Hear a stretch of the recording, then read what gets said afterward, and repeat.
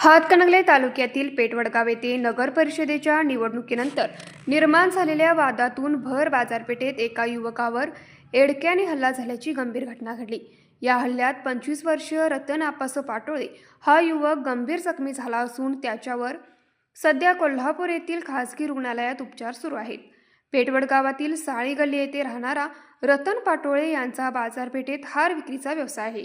नुकत्याच पार पडलेल्या नगर परिषदेच्या निवडणुकीत रतन पाटोळे व त्याचा शेजारी राहणारा सागर राजेंद्र खोत यांच्या प्रभागातील उमेदवार निवडून आला होता। या विजयानंतर फटाके उडवण्यात आल्याचा संशय सागर खोत यांनी रतन पाटोळे याच्यावर घेतला होता। याच कारणातून यापूर्वीही सागर खोत याने रतन पाटोळे याला मारहाण केली होती। याबाबत रतन पाटोळे यांनी पेठवडगाव पोलीस ठाण्यात तक्रार दाखल केली होती। सागर खोत हा हद्दपार गुन्हेगार असल्याची माहिती पोलिसांना दिली। बुधवार दिनांक 24 डिसेंबर रोजी रात्री 9:30 वाजण्याच्या सुमारास सागर राजेंद्र खोत व त्याचा मित्र आयुब मेहबूब सरकावस यांनी भर बाजारपेठेत रतन पाटोळे याच्यावर एडक्याने हल्ला चढवला।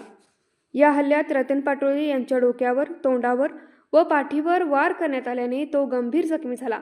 हल्ल्यानंतर आरोपी घटनास्थळावरून फरार झाले होते। जखमी रतन पाटोळे याला तात्काळ पेठवडगाव येथील खासगी रुग्णालयात दाखल करण्यात आलं।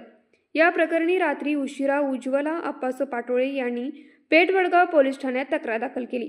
दरम्यान संशयित आयुब सरकावस यांनी स्वतःच्या इंस्टाग्राम अकाउंटवर एडक्याला धार लावत असल्याचा फोटो स्टेटस ठेवला असून तो फोटो सध्या सोशल मीडियावर व्हायरल होत आहे। पोलिसांनी दोन्ही संशयितांना रात्री उशिरा अटक केली असून त्यांना आज पेठवडगाव न्यायालयात हजर केले असता न्यायालयाने त्यांना 4 दिवसाची पोलीस कोठडी सुनावली आहे। या घटनेमुळे पेठवडगाव परिसरात तणावाचे वातावरण निर्माण झाले आहे।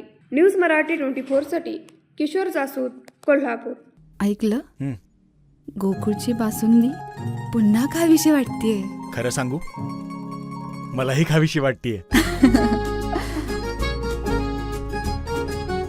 पुन्हा पुन्हा खावीशी वाटणारी गोकुळ बासुंदी।